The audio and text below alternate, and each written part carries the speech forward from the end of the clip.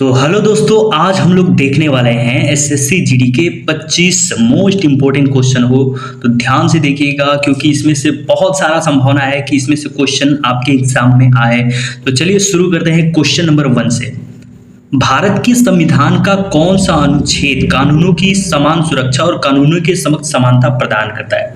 तो इसमें आपका जो ऑप्शन सही हो जाएगा डी, यानी अनुच्छेद 14। चलिए क्वेश्चन नंबर 2 देखते हैं कि कोणार्क नृत्य उत्सव भारत के किस राज्य में मनाया जाता है? तो इसका आंसर हो जाएगा उड़ीसा। उड़ीसा राज्य में मनाया जाता है। ठीक है, क्वेश्चन नंबर 3 पर चलते हैं। निम्नलिखित में से किस राज्य की विधानमंडल में 2 सदन होते हैं? तो ये आपका आंसर हो जाएगा महाराष्ट्र। चलिए नेक्स्ट क्वेश्चन, निम्नलिखित में से कौन सी भारतीय रेगिस्तान की एकमात्र बड़ी नदी है? ठीक है, तो वो आपका हो जाएगा लूनी नदी।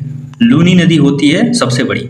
चलिए क्वेश्चन नंबर 5, एहोल की राजधानी थी। एहोल की राजधानी हो जाएगा चालुक्य। चालुक्य थी एहोल की राजधानी। क्वेश्चन नंबर 6 पर चलते हैं। निम्नलिखित में से किसने व्यापकता का सिद्धांत नीति तैयार किया था? ठीक है, व्यापकता का सिद्धांत जो दिया था वो दिया था लॉर्ड डलहौजी ने। ठीक है, और आपको एक बता दो, हड़प नीति का जो शुरुआत हुआ था वो इसी ने किया था। लॉर्ड डलहौजी ने हड़प नीति का शुरुआत किया था। चलिए क्वेश्चन नंबर 7। क्वेश्चन नंबर 7 क्या कह रहा है कि निम्नलिखित में से कौन सा भारत के पूर्ण या आंशिक पूर्वी तट का क्षेत्रीय नाम नहीं है? ठीक है, तो वो हो जाएगा मालाबार तट। मालाबार हो जाएगा। ठीक है, आंसर हो जाएगा। क्वेश्चन नंबर 8 देखते हैं। निम्नलिखित में से कौन सा कृत्रिम परिस्थितिकी तंत्र का उदाहरण है? तो वो हो जाएगा आपका बगीचा। ठीक है, बगीचा सही हो जाएगा। क्वेश्चन नंबर 9 पर चलते हैं। क्वेश्चन नंबर 9 क्या कर रहा है कि निम्नलिखित में से कौन सा पदार्थ पानी में अघुलनशील है? ठीक है, तो पानी में कौन सा नहीं घुलता है? नमक, चीनी, चाक पाउडर या दूध? तो चाक पाउडर जो होता है पानी में नहीं घुलता है। ठीक है, क्वेश्चन नंबर 10 पर चलते हैं। देखिए क्या दिया है कि गौतम बुद्ध ने भारत के किस बौद्ध स्थल पर सबसे पहले अपना धर्म का प्रचार किया था? तो वो हो जाएगा आपका सारनाथ। ठीक है, सारनाथ कहाँ पड़ता है? बनारस में। चलिए क्वेश्चन नंबर आगे देखते हैं। क्वेश्चन नंबर 11 देखते हैं। क्या कह रहा है कि सावी क्वाशी और कोर से पीड़ित है। निम्नलिखित में से कौन सी कमी इसका कारण बनती है? तो प्रोटीन की कमी इसका कारण बनती है। ओके, क्वेश्चन नंबर 12 पर चलते हैं। क्वेश्चन नंबर 12 क्या कर रहा है कि निम्नलिखित में से किस मौर्य शासक ने 261 ईसा पूर्व में कलिंग युद्ध लड़ा था?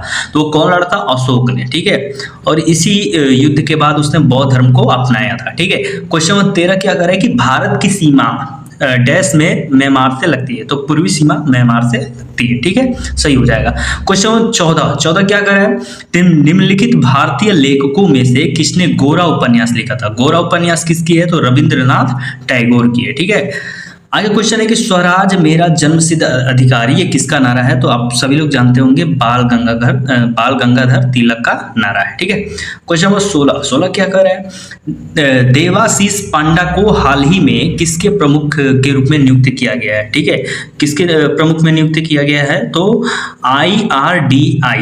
ठीक है, IRDAI। ठीक है, IRDAI के रूप में नियुक्त किया गया है। आगे क्वेश्चन है क्वेश्चन नंबर 17, कंटीले जंगलों और झाड़ियों की जलवायु किस पौधों के लिए उपयुक्त होता है? तो ये होता है यूफोर्बिया। यूफोर्बिया के लिए जो होता है कंटीले जंगलों और झाड़ियों की जलवायु उपयुक्त होता है। ठीक है, क्वेश्चन नंबर 18 क्या कह रहा है कि 2008 बीजिंग ओलंपिक में मुक्केबाजी में कांस्य पदक किसने जीता था? तो वो जीता था विजेंद्र सिंह ने। विजेंद्र सिंह ने जीता था। चलिए क्वेश्चन नंबर 19 का कह रहा है कि ग्रामीण रोजगार सृजन कार्यक्रम, ठीक है, जिसको बोलते हैं REGP, कब शुरू किया गया था? तो वो शुरू किया गया था आपका 1995 में। ठीक है, क्वेश्चन नंबर 20 पर चलते हैं। क्या कह रहा है कि चोल काल के स्कूल के रखरखाव हेतु दी गई भूमि को क्या कहा जाता था? तो उसको कहा जाता था शाला भोग। ठीक है, आशा करता हूं कि 20 क्वेश्चन आपको समझ में आया होगा और इसी तरह हमारे साथ जुड़े रहिए क्योंकि हम एक टारगेट ला रहे हैं कि जो भी बच्चे SSC की तैयारी कर रहे हैं उनके लिए हम मोस्ट इंपॉर्टेंट क्वेश्चन को रखेंगे। आज मेरा पहला दिन है और इसी तरह से बने रहिए। धन्यवाद।